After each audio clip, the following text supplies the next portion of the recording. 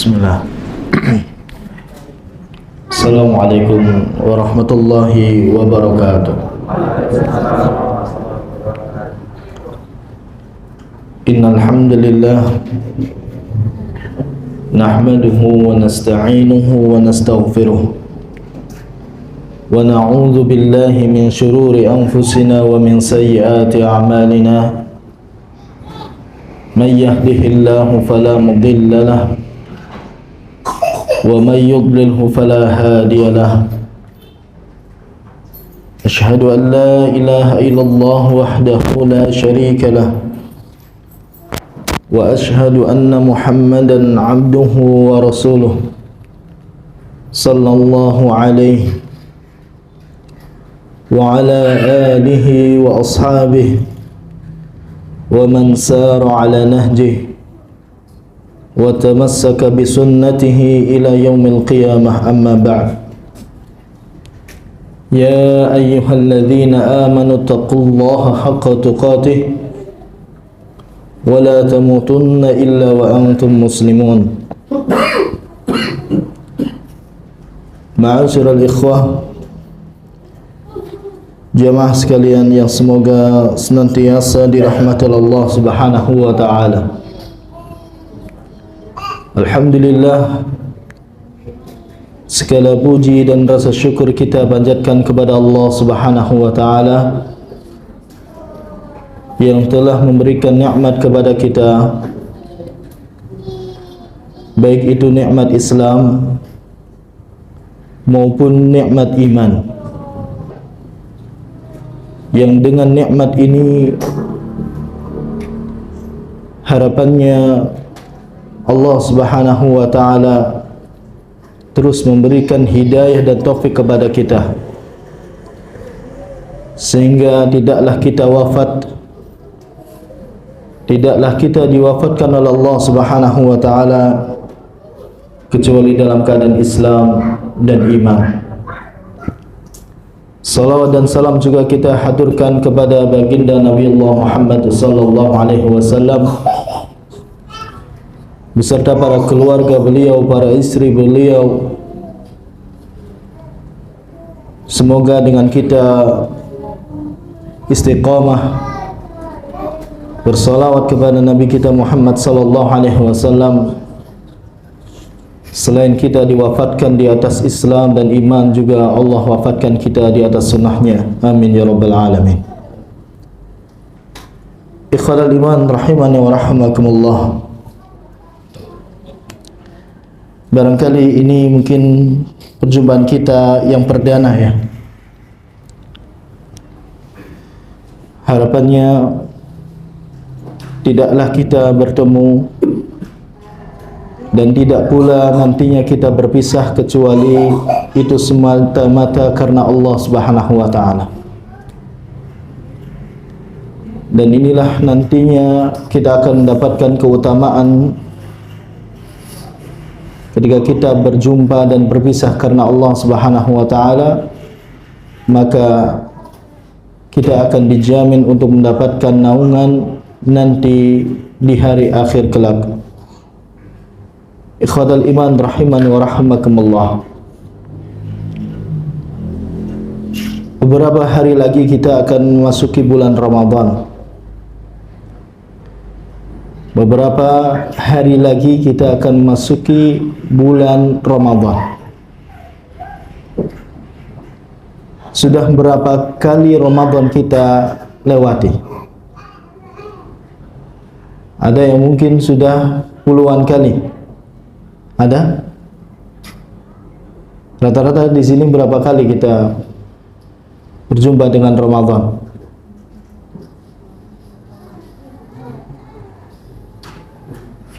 Ada yang mungkin 30 kali. Kemudian pertanyaan berikutnya, berapa kali kita mengisi bulan Ramadan yang kita jumpai dengan berpuasa? Ada yang mungkin setelah 7 kali Ramadan yang dilewati baru dia mulai berpuasa, atau bahkan sudah mulai 20 kali Ramadan dilewati giliran masuk Ramadan yang ke-21 baru berpuasa. Belum lagi nanti pertanyaan berikutnya, berapa kali Ramadan yang mana kita mengisinya dengan qiyamul lail atau dengan salat tarawih. Belum lagi nanti kita bertanya berapa kali kita khatam selama bulan Ramadan yang kita lalui. Ini semua pertanyaan-pertanyaan yang seperti ini harusnya ada di dalam diri kita selaku insan yang beriman. Tentu yang diinginkan oleh kita semua tidaklah kita menghadapi bulan Ramadan kecuali bulan Ramadan kali ini lebih baik daripada bulan Ramadan yang kita lalui di tahun yang lalu. Seperti itu, ikhwan. Seperti itu. Kita harapannya seperti itu. Tidaklah kita nanti bulan Ramadan yang akan datang kecuali berharap lebih baik daripada bulan Ramadan yang lalu. Kalau bulan Ramadan yang lalu mungkin di antara kita tilawahnya masih sesempat-sempatnya saja, masih belum ada target, maka buat target yang baik nanti di Ramadan yang akan datang. Atau yang mungkin Ramadan yang lalu baru istri yang bisa kita ajak untuk serius mengisi bulan Ramadan, maka bulan Ramadan kali ini karena sudah ada anak misalkan, atau anak sudah memasuki usia baligh, targetnya adalah selain istri juga anak-anak saya benar-benar maksimal untuk mengisi bulan Ramadan tahun ini. Itulah hakikat kehidupan seorang muslim. Ketika dia menghadapi bulan Ramadan, maka seharusnya dia menginginkan hal yang lebih baik daripada yang lalu. Ikhwanul iman rahimani wa rahimakumullah. Karena Rasul sallallahu alaihi wasallam pun mengatakan, la yuldighu al-mu'min fi juhrin wahidin. Tidak selayaknya orang yang beriman terjatuh di lubang yang sama. Tidak selayaknya orang yang beriman jatuh di lubang yang sama. Kalau bulan yang lalu ternyata, kalau bulan Ramadan di tahun yang lalu kita belum maksimal, masih banyak kekurangan sana sini, baik dari kualitas puasanya, kualitas tarawihnya, kualitas tilawahnya, maka tidak boleh kemudian terjadi lagi keadaan yang sama di Ramadan yang akan datang ini. Ikhwanul iman rahimani wa rahimakumullah. Saya akan mengangkat tema di kesempatan yang penuh berkah ini insyaallah taala terkait dengan bulan Ramadan adalah momen untuk pendidikan anak. Bulan Ramadan adalah momen pendidikan anak. Sehingga banyak ulama yang kontemporer belakangan ini pun mengatakan bahwa bulan Ramadan adalah syahrul madrasah atau syahrul mudaris. Bulannya bulan untuk pendidikan atau bulan untuk para pendidik. Ini bulan Ramadan. Ikhwanul iman rahimani wa rahimakumullah.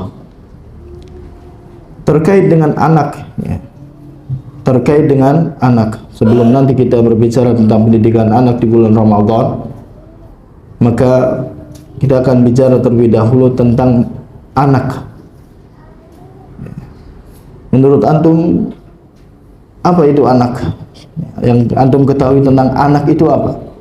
Saya ingin mendapatkan jawaban dari antum. Satu kata saja yang mendefinisikan tentang anak. Antum sudah punya anak? Sudah. Apa itu anak menurut antum?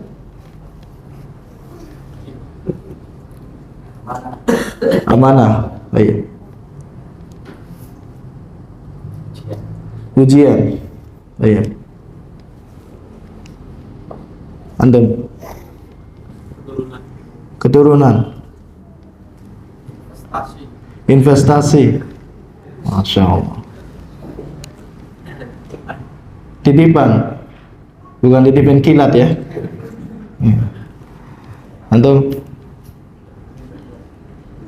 Ya, jangan nengok ke kanan kiri. Isyaratnya ke antum ini. Belum punya. Tapi pernah jadi anak kan? Nah. Satu kata.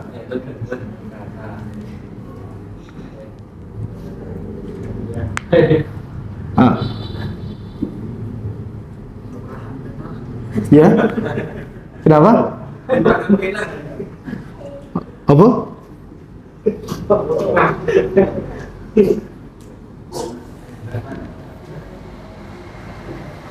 Ya. Nggak ada yang menyebut anak itu rezeki.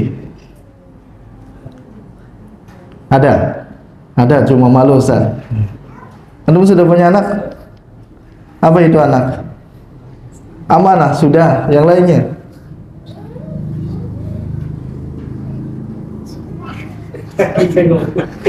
Bingung? Iya. Rizki Ustaz. Rizki, sudah tadi. Sudah orang sebutkan.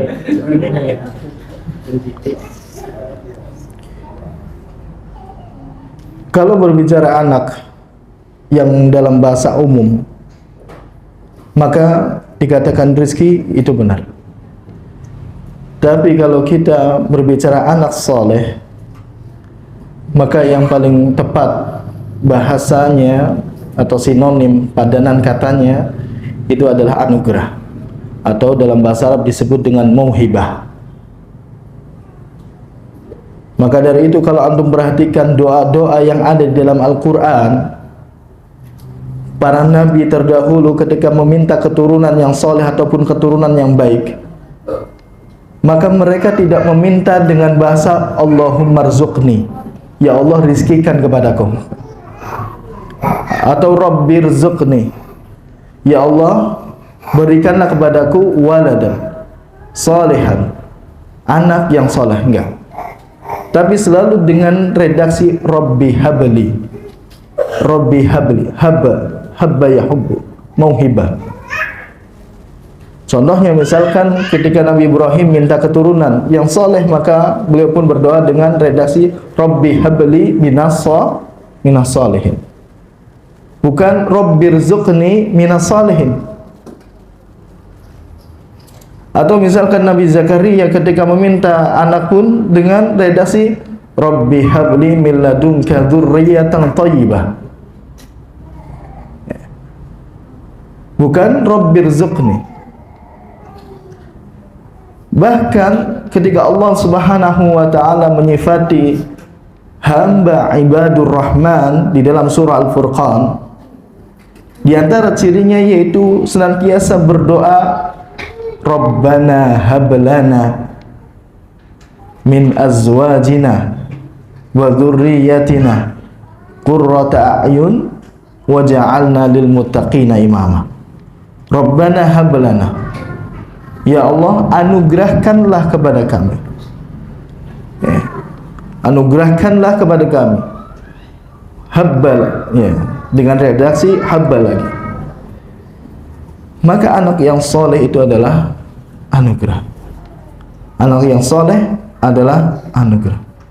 Kalau hanya sekedar anak itu rizki, baik orang tua yang fasik, orang tua yang fajir, orang tua yang ahli maksiat, mereka juga diberi rizki oleh Allah Subhanahu wa taala berupa anak. Tapi untuk anak yang soleh tidak demikian. Itu murni hak mutlaknya Allah Subhanahu wa taala, dan itulah yang dinamakan dengan mauhibah. Atau bahasa kita yang lebih familiar mungkin hibah. Dari kata akar kata yang sama, habba yahub. Nah, ikhwanan iman rahimani wa rahimakumullah. Doa yang dipanjatkan oleh ibadur rahman hambanya Ar-Rahman, hambanya Allah Subhanahu wa taala di dalam surah Al-Furqan. Ya. Di sana doanya adalah Rabbana hablana min azwajina wa dzurriyyatina qurrata a'yunin waj'alna lil muttaqina imama. Antum pernah doa yang seperti ini? Antum doa untuk anak, doanya seperti apa, ikhwah? Mudah-mudahan anak saya sukses, anak saya jadi dokter, anak saya nggak kelaparan, gitu ya? Atau bagaimana doa antum untuk anak-anak antum? Atau nggak pernah mendoakan anak juga? Hah? Bagaimana ikhwah? Anak lebih senang, maksudnya interaktif gitu.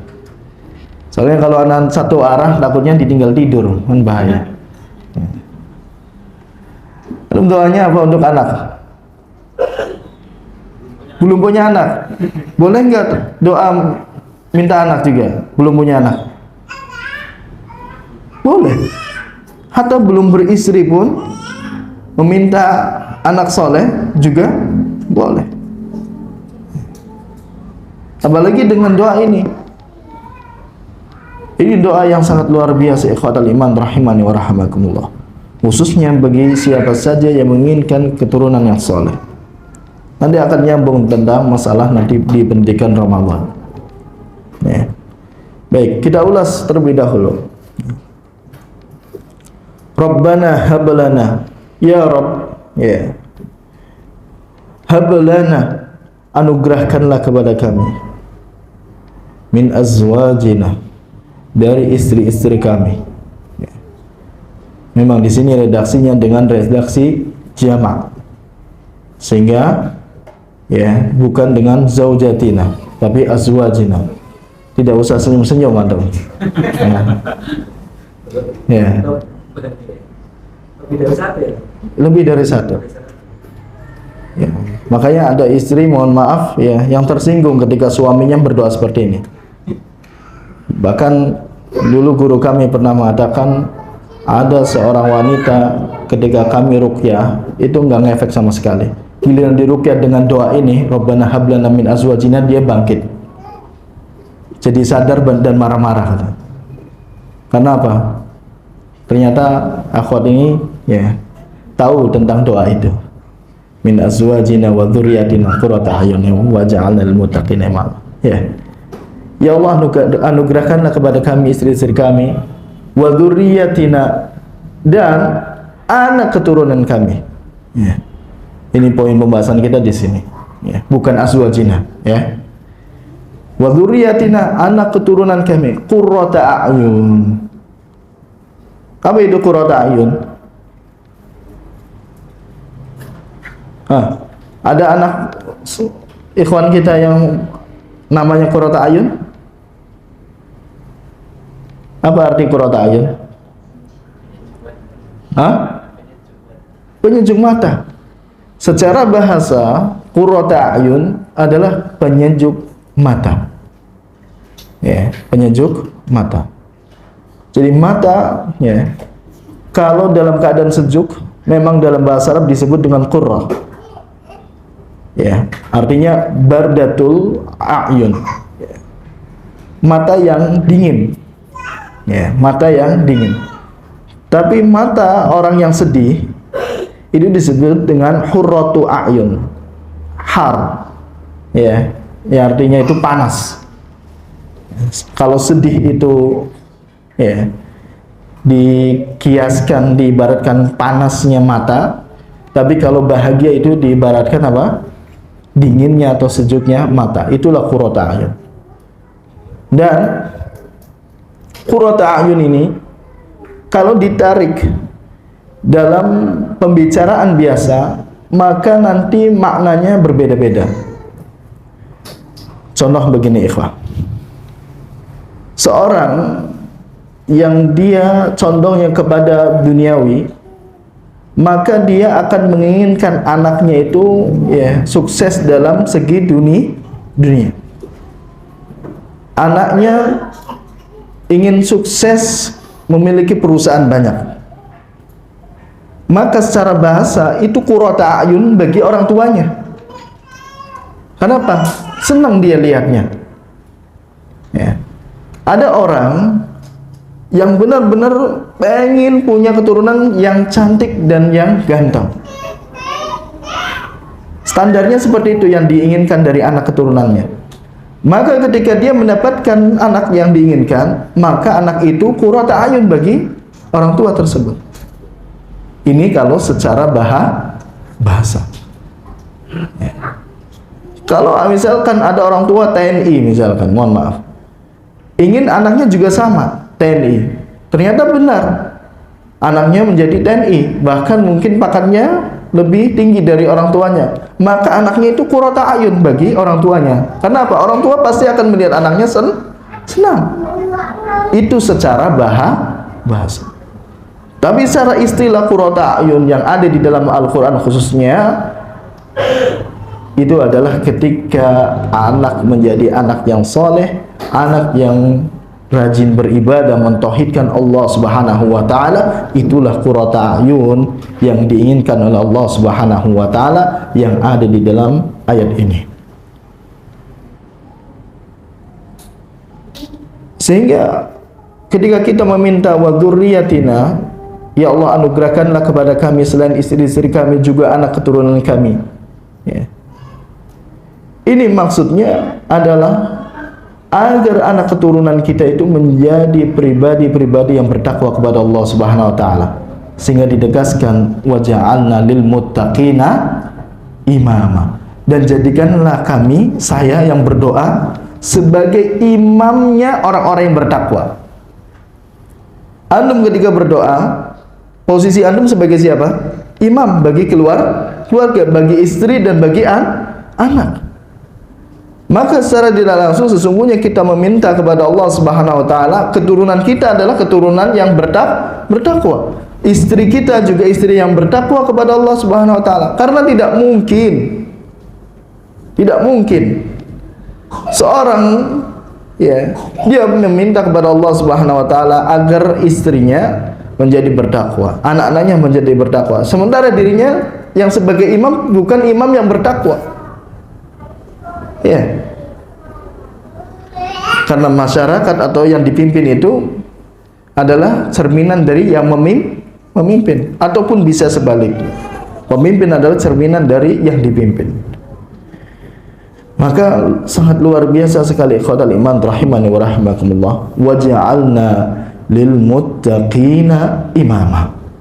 Ya Allah, jadikanlah istri-istri kami, anak keturunan kami semuanya, ya, sebagai qurrata a'yun, dan jadikanlah kami sebagai imam bagi orang-orang yang bertakwa.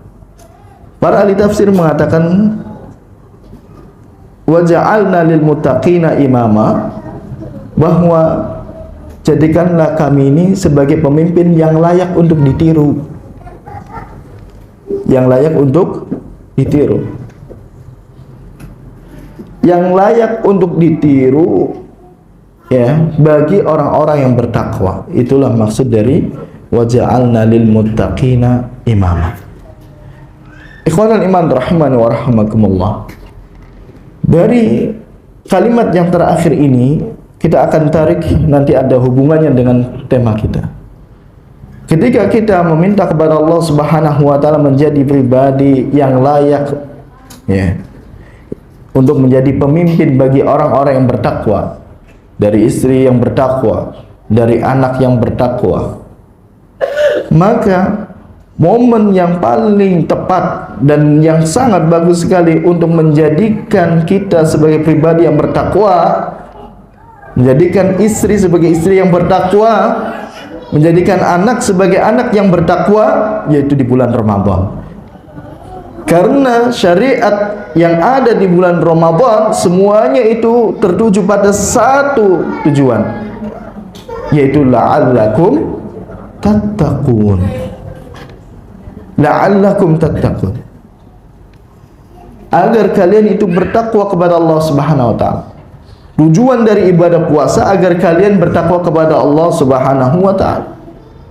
Maka itulah momen yang sangat tepat jika selama ini kita semua ikhwatal iman rahimani wa rahimakumullah berdoa kepada Allah Subhanahu wa taala dengan redaksi doa ini, ya, maka wujud ikhtiar yang sangat tepat sekali ada nanti di bulan Ramadan.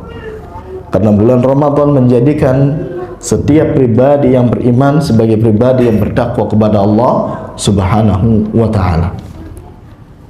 Ikhwatul iman rahimani wa rahimakumullah.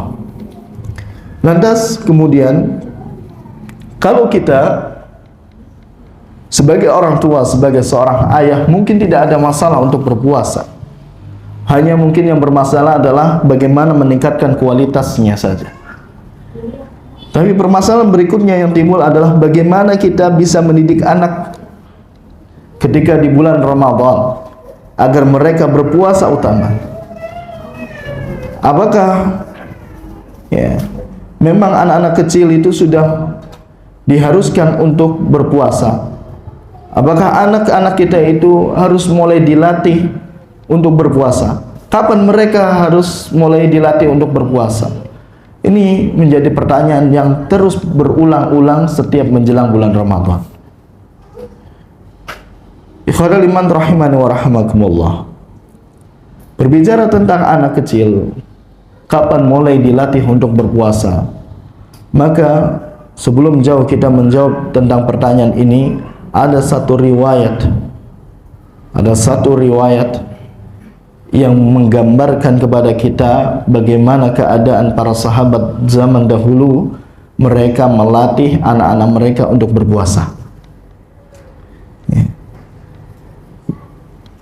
Itu riwayat dari Imam Bukhari dan Muslim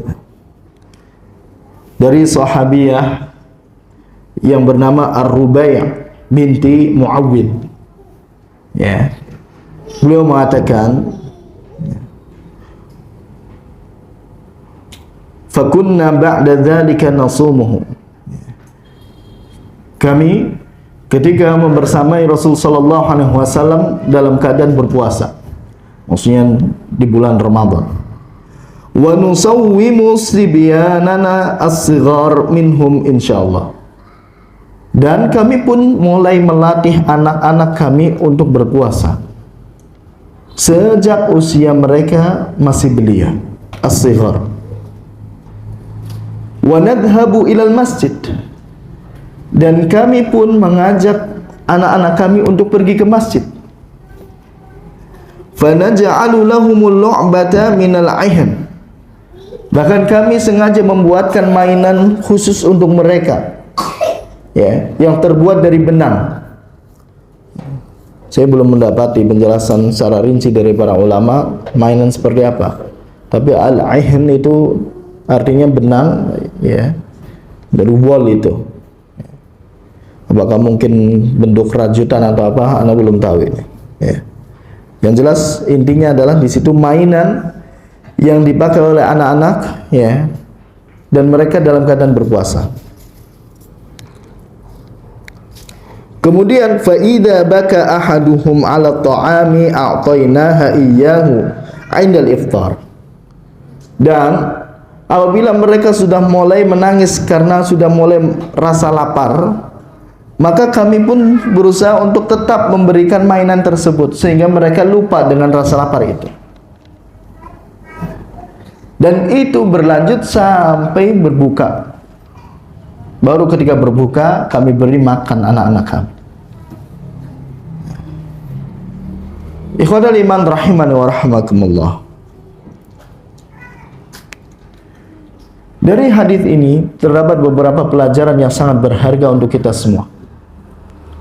Yang pertama, semangatnya para sahabat untuk melatih anak-anak kecil mereka agar mereka sudah mulai berpuasa, ya, agar mereka sudah mulai berpuasa.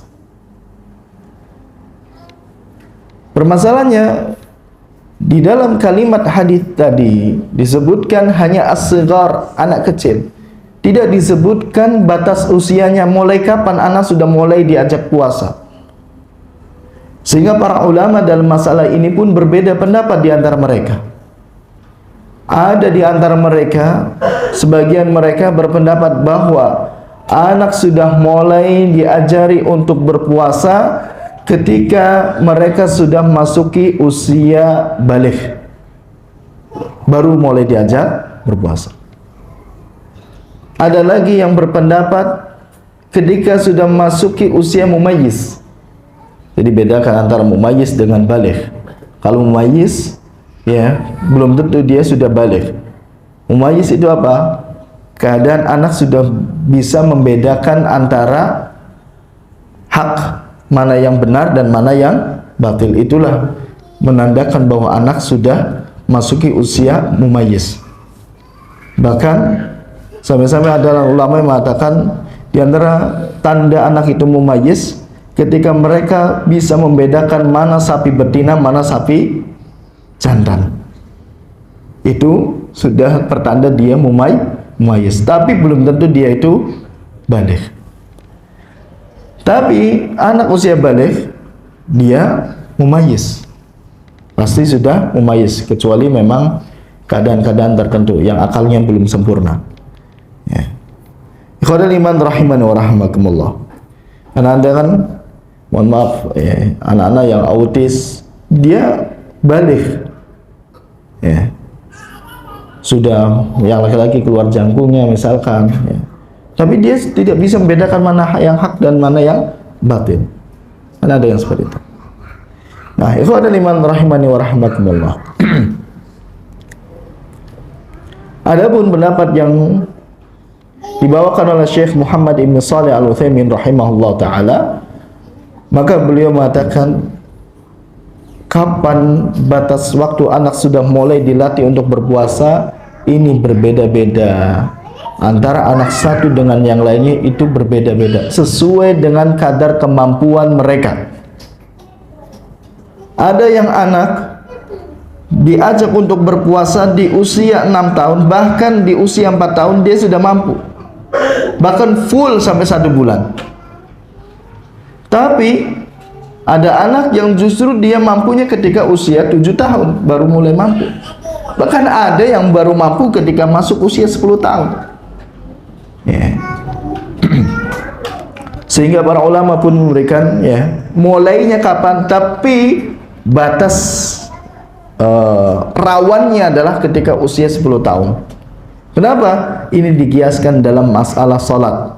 Kalau salat saja 10 tahun masuki 10 tahun itu sudah mulai boleh dipukul ketika tidak mau menunaikan ibadah salat, ya, maka puasa pun sama, dikiaskan dalam masalah puasa, dalam masalah salat. Sehingga diharapkan sebelum 10 tahun sudah mulai diajari, ya. Kalau salat 7 tahun mungkin bisa juga dengan 7 tahun. Tapi kalau sudah 10 tahun sudah mulai strength, ketat. Ya. Bisa difahami sampai sini, Pak? Baik. Nah, ikhwanul iman rahimani wa rahimakumullah. Jadi inilah keadaan para sahabat terdahulu. Mereka sudah sangat bersemangat melatih anak-anak mereka untuk berpuasa. Kemudian pelajaran kedua yang bisa kita ambil dari riwayat ini yaitu semangatnya para sahabiyah, khususnya semangatnya para sahabat untuk mendatangi masjid-masjid mereka khususnya di bulan Ramadan, bahkan mengajak anak-anak mereka di masjid. Tapi yang seperti ini tidak mutlak sifatnya. Artinya bukan berarti semua anak itu harus diajak ke masjid, baik untuk sholat, baik itu untuk misalkan ngadem misalkan, baik itu misalkan untuk hanya sekedar nunggu waktu berbuka di masjid. Dilihat maslahatnya terlebih dahulu. Jika antum sebagai orang tua dan antum juga sebagai orang yang bijak, tentu bisa menimbang keberadaan anak saya di masjid ini kira-kira bakal mengganggu jamaah yang lain atau tidak. sulit diatur atau tidak? Orang tua yang bijak, dia akan bisa berpikir sejauh itu. Jangan-jangan kita termasuk orang yang egois, hanya membatasi keinginan kita melatih anak-anak kita gitu. Melatih anak-anak kita untuk terbiasa ke masjid, tapi tidak mempedulikan kondusivitas ketentraman masjid. Padahal tahu anaknya ini anak yang pecicilan. Tahu pecicilan ya? Tahu ya? Nah, nggak bisa diatur itu. Maka kalau antum tetap maksa mereka, anak-anak antum itu untuk ke masjid, antum harus punya siasat yang ketat. Sehingga salah satu yang dilakukan oleh guru kami, ya, ketika mendapati anaknya itu memang luar biasa, bandelnya pol, ya, sehingga dia sudah mulai memasuki usia 7 tahun, tapi masih sulit diatur juga. Akhirnya apa? Digandeng dari rumah sampai di masjid. Ternyata saya lihat guru kami itu mengeluarkan sesuatu dari kantongnya. Ternyata apa? Ikat, pengikat, tali plastik itu. Jadi kakinya guru kami itu diikat sama kaki anaknya, diikat. Ketika anaknya mau lari, ditarik jedok gitu. Dan itu berusaha dia untuk melepas itu, tapi nggak bisa-bisa juga. Nah, seperti itu. Awalnya sebelum itu saya lihat, beliau sibuk, walaupun sholat, tapi ketika anak itu sudah mulai mau lepas, mau menjauh, mau meninggalkan barisan, dipegang. Bahkan terkadang kita melihat beliau ini mundur, sampai sedikit mundur. Untuk apa? Ngejar anaknya yang mau lari. Dan ini kalau kita menimbang dalam kaidah fikih, yang perbuatan yang seperti ini boleh. Perbuatan yang seperti ini boleh. Karena apa? Menjaga maslahat kekhusyuan jamaah secara umum. Ini lebih didahulukan daripada menjaga kekhusyuan kita pribadi. Sama halnya keadaan ketika mic bermasalah sedang sholat, maka harusnya ada satu yang memperbaiki, merelakan dia menyelesaikan sholatnya, membubarkan sholatnya untuk memperbaiki. Apalagi dia ternyata petugas memang DKM-nya, tahu tentang teknik pengaturan suara itu. Dia harus merelakan, membubarkan sholatnya. Karena apa? Kalau dia tetap dalam sholatnya, itu maslahatnya untuk dia. Tapi kalau dia membubarkan, maslahatnya untuk semua, sehingga khusyuknya bisa merata ke semuanya. Nah, ini ada di kajian detailnya, ada di kajian masalah kaidah fikih atau usul fikih. Ikhwatul iman rahimani wa rahimakumullah. Jadi para sahabiah mereka, para sahabat bersemangat untuk membawa anak-anak mereka ke masjid. Tapi ini sifatnya tidak mutlak. Harus dilihat anak antum itu seperti apa. Kemudian berikutnya, faidah atau pelajaran yang bisa kita ambil dari riwayat ini, yaitu bolehnya membawa anak ke masjid dan juga memberi mereka mainan. Memberi mereka mainan. Tapi mainannya pun harus mainan, bukan mainan pistol-pistolan itu yang ada bunyinya, atau mainan yang ada musiknya, atau mainan ternyata pistol beneran, jadi ternyata imamnya ditembak, star gitu kan. Dia mainan yang memang tidak sampai mengganggu kekhusyuan jamaah yang lain. Contohnya apa tadi?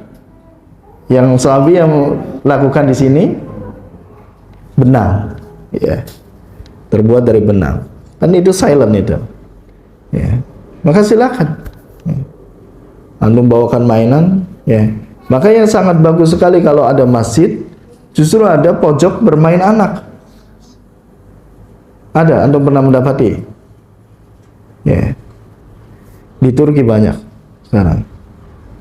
Masjid di pojokannya ada memang pojok bermain anak. Sehingga mereka itu tidak asing dengan masjid. Tapi apa? Nanti ada petugasnya, ya. Nah, pernah lihat di berita itu, ada petugas yang memang dampingi mereka dan memberikan nasihat. Sehingga apa? Nanti ada sebagian mereka ternyata ikut sholat itu. Ikut sholat, ada yang tetap asik dengan mainannya. Ketika suaranya mulai meninggi, diingatkan itu. Ada yang mendampingi. Nah, ikhwanul iman rahimani wa rahimakumullah.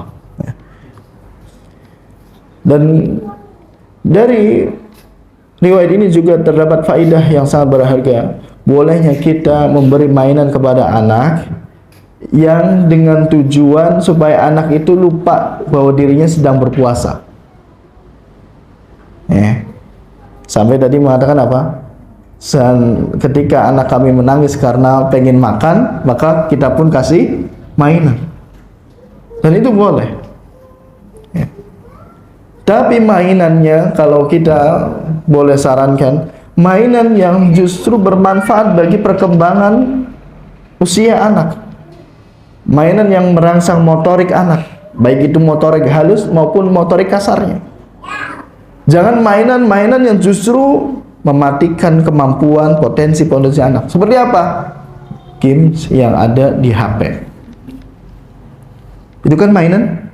Mainan.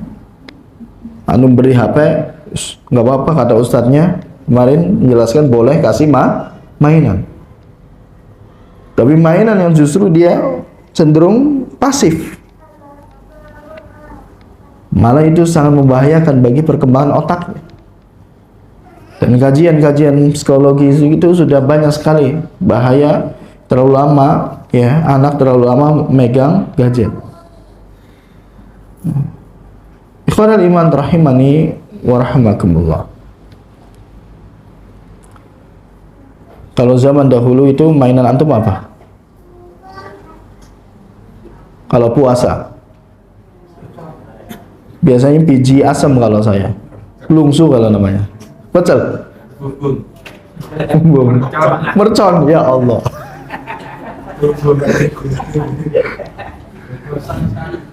Oh iya, antum kalau perhatikan ada hadis, ya, karena itu menjelaskan bahwa Allah itu tidak akan menerima puasanya orang apa? Ketika orang yang berpuasa maka tidak boleh dia wala yarfuthu, ya, berkata perkataan yang jorok walaupun pada istrinya. Kalau tidak di luar bulan Ramadan, di luar puasa, antum mau ngomong jorok sama istrinya boleh, ya, sevulgar apapun boleh. Tapi ketika berpuasa tidak boleh. Wala yarfuthu wala yaskhabu, nggak boleh teriak-teriak. Kecuali memang teriak yang bermaslahat, karena pekerjaan itu memang tugasnya teriak. Contohnya apa? Kernet, masih boleh teriak. Ya. Terus apa lagi? Tukang parkir teriak boleh? Ya, itu. Tapi kalau antum tidak ada hajat sama sekali, tidak boleh teriak ketika puasa itu. Wala yajhalu, nggak boleh berbuat perbuatan orang bodoh. Termasuk orang bodoh itu apa? Main petasan. Kenapa? Itu sama seperti orang bakar uang. Iya nggak? Orang bodoh juga itu ganggu orang lain, ya kan? Nakut-nakuti orang lain. Termasuk wala yajhalu, tidak boleh antum berbuat perbuatan yang bodoh. Apa? Ngabuburit nongkrong di pinggir jalan. Alasannya apa? Nunggu waktu maghrib. Padahal waktu maghrib, kalaupun antum nggak nunggu tetap datang. Iya kan? Iya. Nah ini, ya, sepintas tadi nyinggung masalah petasan gitu. Ya. Nah, ikhwanul iman rahimani wa rahimakumullah. Kalau kita dulu, ya, itu dengan biji asam itu, lungsu kalau nama kita di kita. Dan kalau di Lamongan apa namanya? Itu kita main gitu, kadang main gambar gitu, terus apalagi main gangsing dan seterusnya. Gangsing yang dari lulu itu, yang kelapa yang kecil. Nah, intinya mainan itu silakan untuk anak, Tapi ini ikhwatul iman rahimani wa rahimakumullah, mainan yang seperti ini antum dilihat dengan usia anak antum. Ya, semakin usia anak antum mendekati usia misalkan 10 tahun tadi, maka intensitas bermainnya mereka dalam rangka supaya mereka itu lupa dengan puasanya, ya, lupa dengan bahwa dia sedang berpuasa gitu, maka harus dikurangi mainannya. Kenapa? Karena harapannya mereka itu semakin mendekati usia yang sudah siap untuk benar-benar puasa beneran, ya, itu antum berharapnya mereka sibuknya juga sibuk bukan dengan mainan, tapi sibuk dengan ibadah-ibadah yang lain. Ya. Kalau mungkin Ramadan ini karena baru belajar full main, ya. Ramadan berikutnya ya cuma 5 jam misalkan. Ramadan berikutnya kalau misalkan dia mulai lapar, kerasa laparnya baru kasih main. Ramadan berikutnya sudah mulai jarang lagi. Ramadan berikutnya sama sekali, ya, benar-benar harus disibukkan dengan, ya, ibadah, ketaatan kepada Allah SWT dan seterusnya. Ada target di sini yang harus kita susun. Ikhwanul iman jamaah rahimani wa rahimakumullah. Kemudian, ya, pelajaran yang bisa kita ambil, ya, dari riwayat ini, fa idza baka ahaduhum 'ala ta'am. Jadi sudah menjadi tabiat anak itu menangis. Ya, itu tabiat anak menangis. Bayi apalagi, cara komunikasinya ya dengan nangis. Apalagi misalkan anak yang tantrum, ya memang komunikasinya dia belum bagus, sehingga cara menyampaikan pesannya adalah dengan nangis. Maka kalau antum perhatikan yang dilakukan oleh para sahabiah di sini, mereka tidak memarahi anak yang nangis. Tidak memarahi anak yang nangis, baik itu anak sendiri ataupun anak orang lain, ya, tidak memarahi anak menangis. Tapi juga tidak membiarkan mereka nangis sampai diam sendiri, tidak. Berusaha apa? Agar mereka diam dan dipalingkan,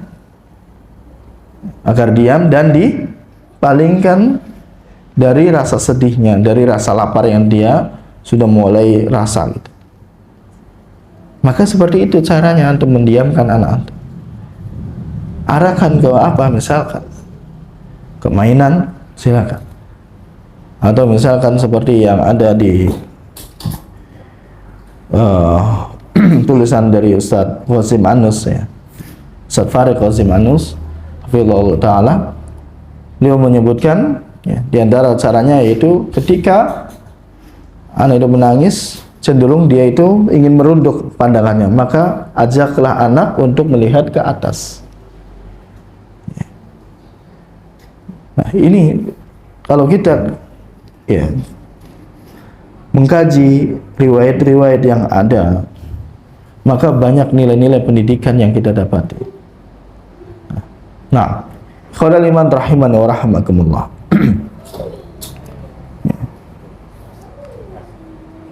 Kemudian pelajaran berikutnya yang bisa kita ambil yaitu, ya, seorang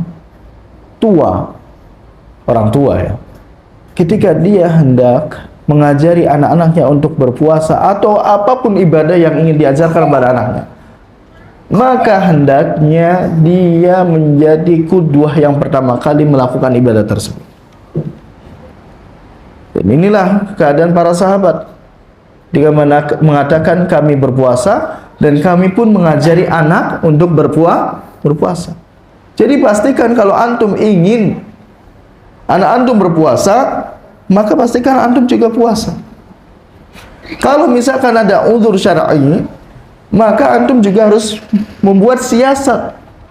Jangan sampai makan di depan anak yang sedang diajari berpuasa.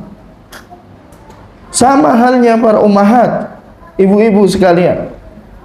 Ketika ada uzur syar'i sehingga bolehnya meninggalkan ibadah puasa di Ramadan, maka atur siasat jika memang ada program melatih anak-anak untuk berpuasa. Jangan malah justru makan pagi, sarapan misalkan di depan mereka. Gampang Ustaz, nanti kan alasannya tanggal merah gitu misalkan. Mereka belum bisa terima untuk alasan-alasan yang seperti itu. Ya. Sehingga harus ada kerjasama yang baik di sini. Bahkan ya, untuk masalah yang seperti ini, Umar bin Khattab radhiyallahu anhu sangatlah keras. Sangat keras. Sebagaimana yang terdapat di dalam riwayat yang lain.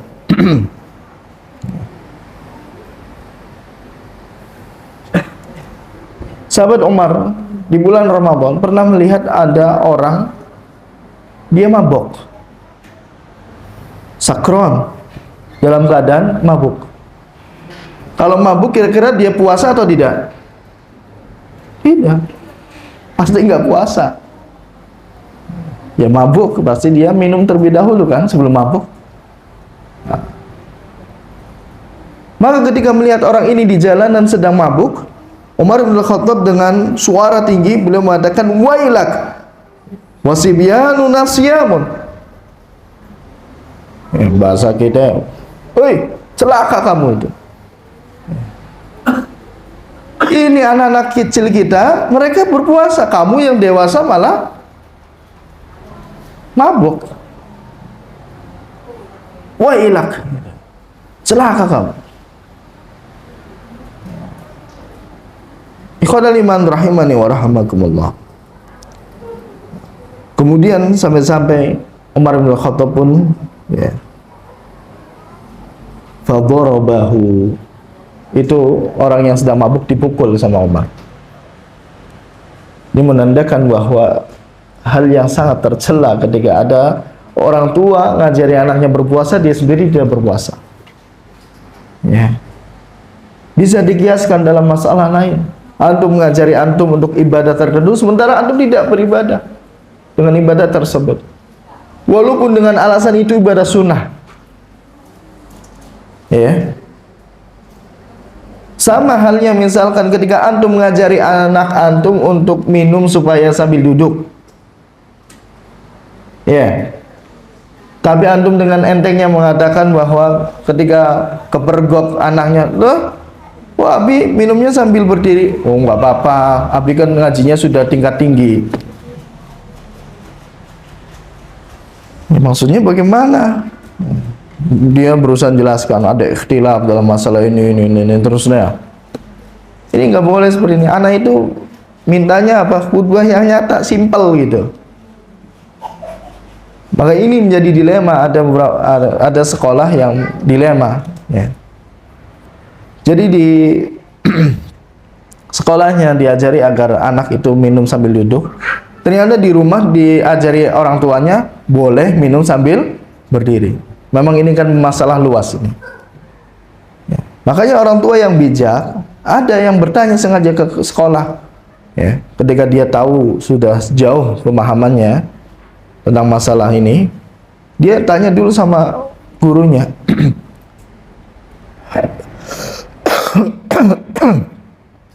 Ya, Ustazah. Ya.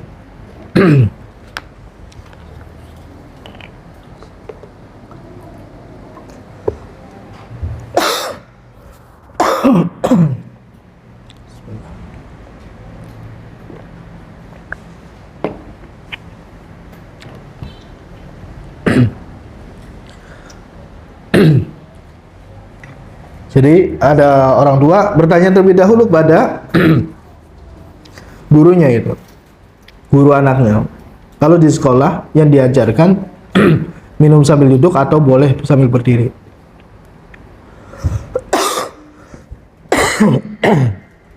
Astagfirullah. Ternyata Yang diajarkan adalah harus sambil duduk. Maka diajarkan di rumah dengan ajaran yang sama.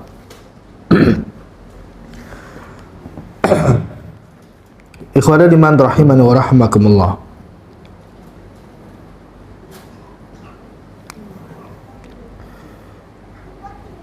Jadi ini beberapa pelajaran yang ada di hadis yang kita bacakan. Anda rasa udah cukup ya? Qadarullah ini waktu suaranya ini habis. Tapi barangkali ada pertanyaan, silakan, fadhol. Sambil Anda refresh dulu. Fadhol.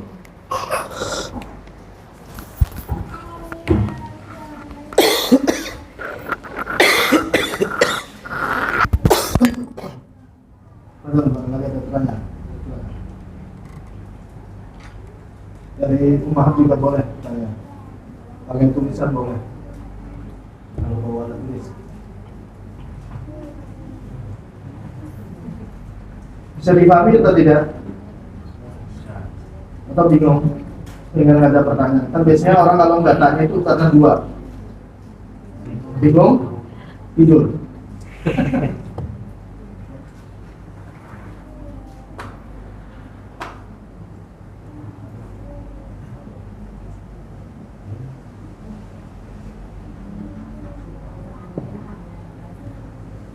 Coba, silakan.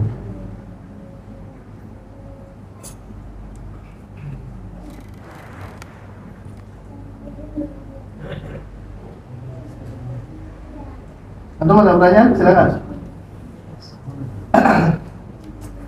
Ini soal anak tadi yang dibawa ke masjid ya? Iya. Itu apa mutlak tidak boleh atau boleh kita bawa tapi kita harus bagaimana gitu? Iya. Tentang anak ya, yang diajak ke masjid, maka ini harus ada tafsir rinciannya. Yang pertama, jika anak ini memang bisa diatur, ya, maka silakan dibawa. Walaupun memang terkadang yang namanya anak ya gitu. Ya. Jadi pemahaman yang tidak benar kalau ada orang beranggapan bahwa anak kecil mutlak tidak boleh sama sekali datang ke masjid.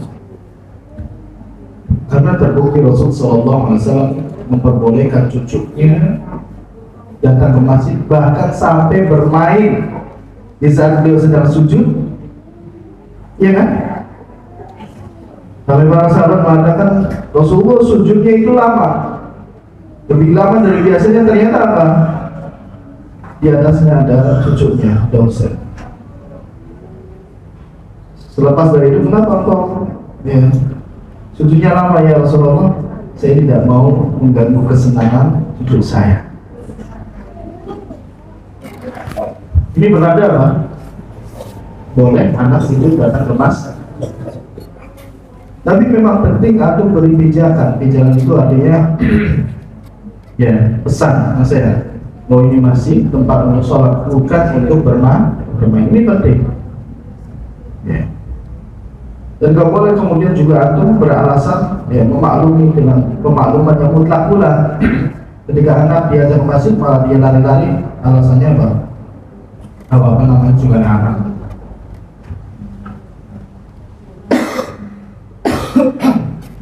Ya. Namanya juga anak. Biarin aja, biarin. Harus diluruskan. Harus diberi nasihat. Benar. Beda. Ada ini.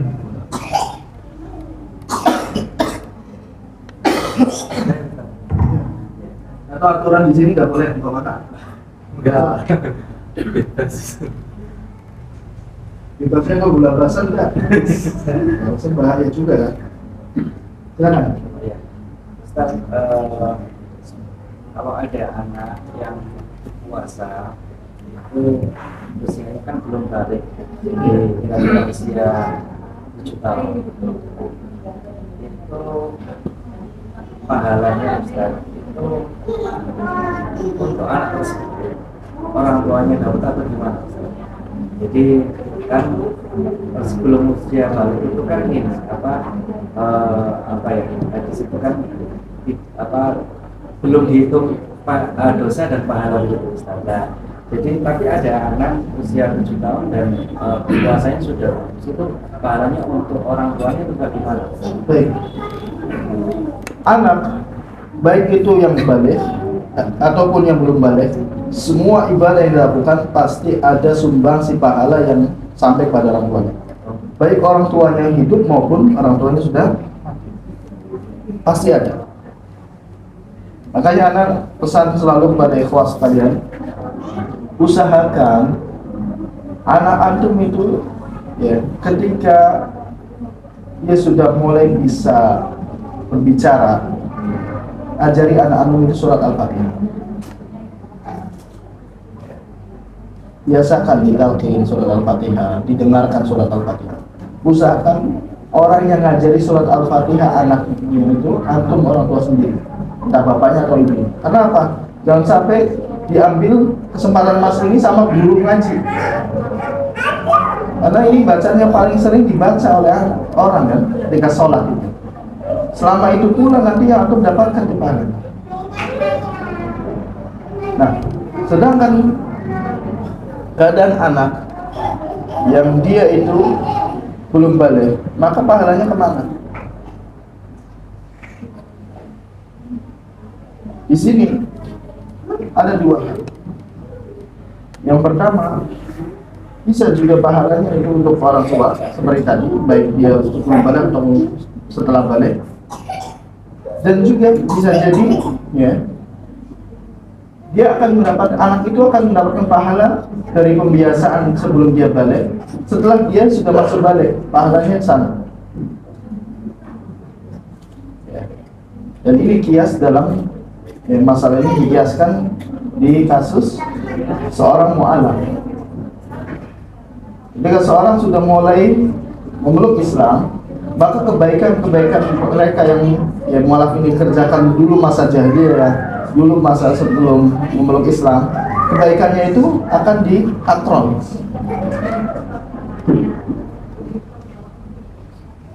Allah Ta'ala, itu ya. Usia anak perempuan yang wajib berjilbab itu sebenarnya di usia baliknya atau seberapa? Terus kemudian di usia kalau sebelum balik anak tidak berjilbab itu sebenarnya anak perempuan misalnya itu dia berdosa atau tidak? Ya. Jadi usia balik itu keluar ketahui itu adalah usia mukallaf. Mukallaf itu sudah terbebani dosa, itu usia balik. Jadi apa yang dia perbuat itu akan dihitung dosa atau pahala ketika masuk usia balik. Dan usia balik itu tidak berpatok pada usia kronologi. Usia kronologi itu maksudnya 6 tahun, 7 tahun, 8 tahun. Karena usia balik itu ditandai dengan apa? Tanda-tanda balik. Sehingga ada anak 8 tahun sudah balik. Ada nggak? Ada. Perempuan kelas 3 9 tahun dia sudah mulai haid. Ada.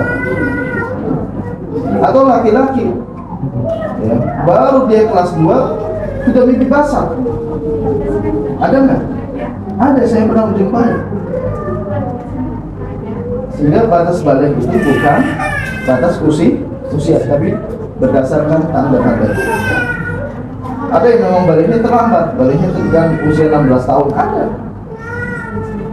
Nah, terkait masalah jilbab, ini menarik. Sebagian ikhwah ada yang mengkritisi kebiasaan ikhwah kita itu dari bayi sudah diajari jilbaban. Ya, dari bayi bahkan.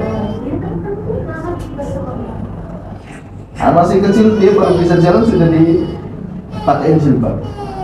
Berdalih apa? Di Saudi anak SD saja nggak pakai jilbab. Ya, Anu pernah lihat kan? Pernah nggak Anton? Belum pernah ya?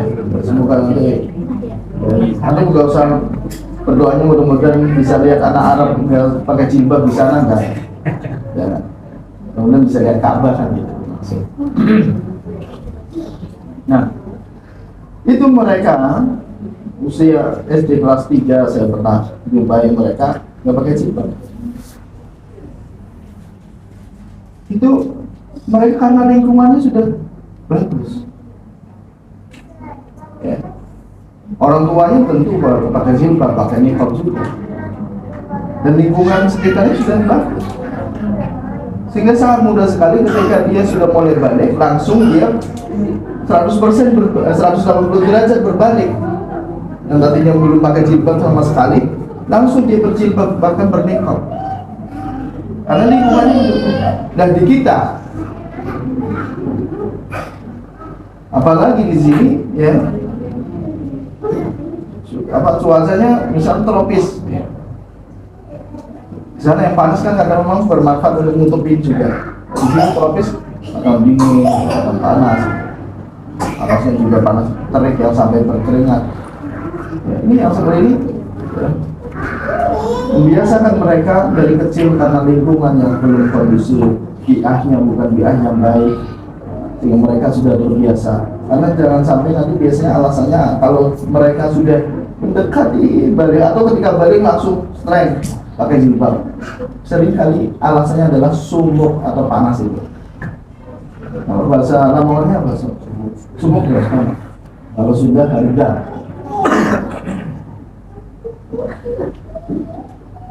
Jadi kalau untuk pembiasaan supaya dia terbiasa nggak alasan sumuk lagi, maka silakan. Tapi memang antum tidak boleh strength juga. Enggak.